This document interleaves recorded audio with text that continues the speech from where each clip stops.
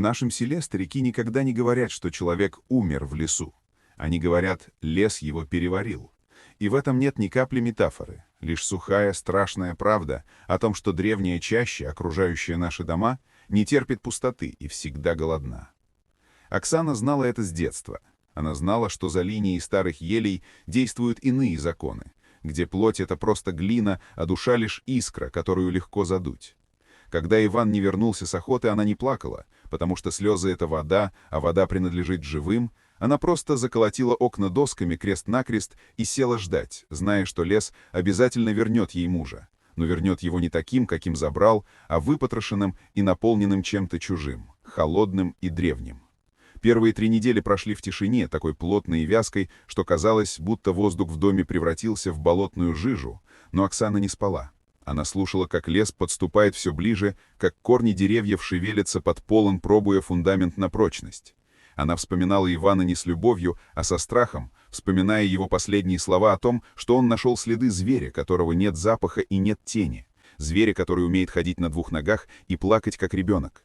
Тогда она смеялась над ним, называла это охотничьими байками, но теперь, глядя в черное жерло печи, она понимала, что Иван стал добычей не волка и не медведя, он стал трофеем чего-то, что не имеет имени на человеческом языке, чего-то, что надевает кожу своих жертв, как праздничный наряд.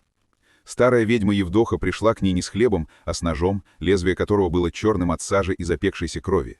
Она начертила на пороге линию и сказала, что если Оксана переступит ее ночью, то уже не вернется обратно в свое тело. «Оно придет», — прошипела старуха, глядя на лес бельмами слепых глаз. «Оно придет в его шкуре, оно будет говорить его голосом, оно будет помнить то, что помнил он, потому что оно съело его память вместе с мозгами».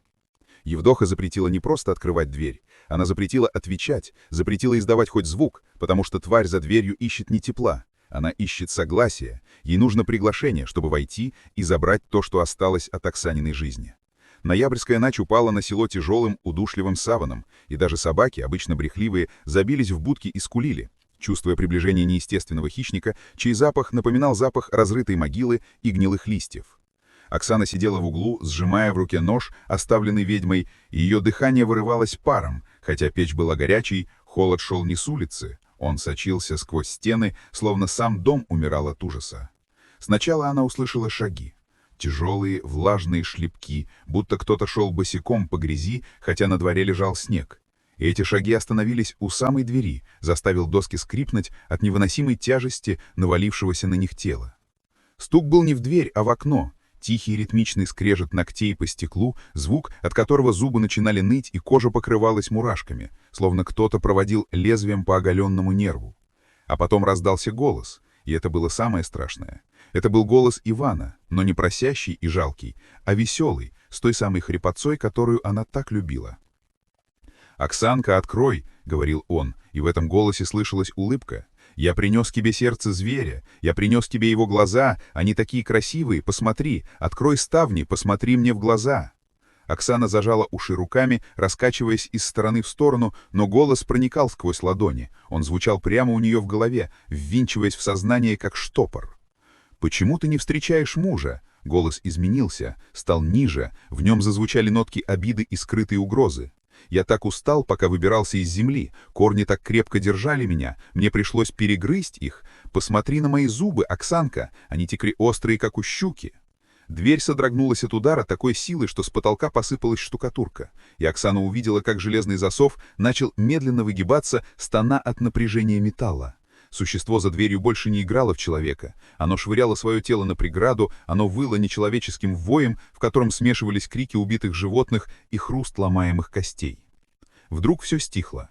И эта тишина была страшнее грохота, потому что Оксана услышала, как существо начало принюхиваться, втягивая воздух с громким влажным хлюпаньем прямо через щель под порогом. «Я чувствую твой страх», — прошептало оно, и теперь голос звучал совсем близко, у самого пола. «Он пахнет слаще, чем кровь, он пахнет, как парное молоко». А потом оно начало рассказывать ей, как именно умирал Иван, описывая каждую секунду его агонии с таким садистским наслаждением, с такими чудовищными подробностями, что Оксана закричала, не в силах больше сдерживаться. И этот крик был именно тем, чего ждала тварь — подтверждение, что жертва здесь, что она слушает, что связь установлена. Первый крик петуха прозвучал не как спасение, а как приговор. Существо за дверью взвыло от ярости, понимая, что время уходит, и начало рвать дерево когтями, и щепки летели внутрь дома, как шрапнель. Оксана видела, как в образовавшейся дыре показалась серая мертвая плоть, как блеснул глаз, в котором не было зрачка, только мутная белая жижа, в которой плавали черви.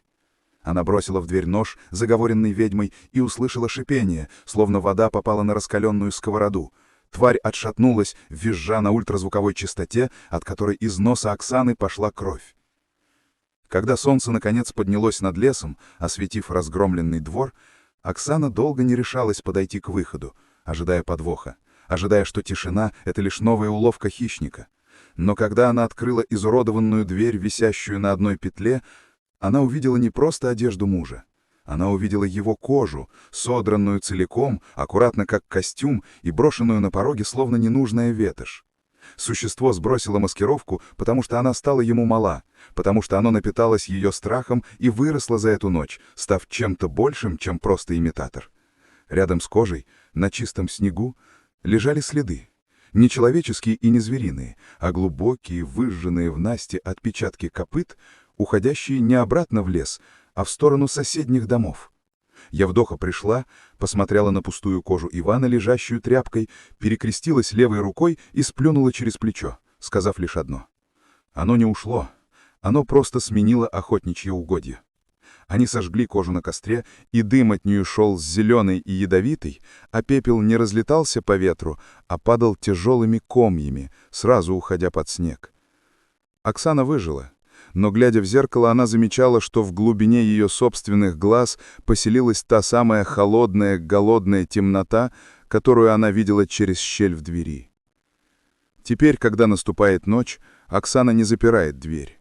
Она сидит на крыльце с заряженным ружьем и слушает лес, потому что знает, тварь вернется, она обязательно вернется, чтобы закончить начатое.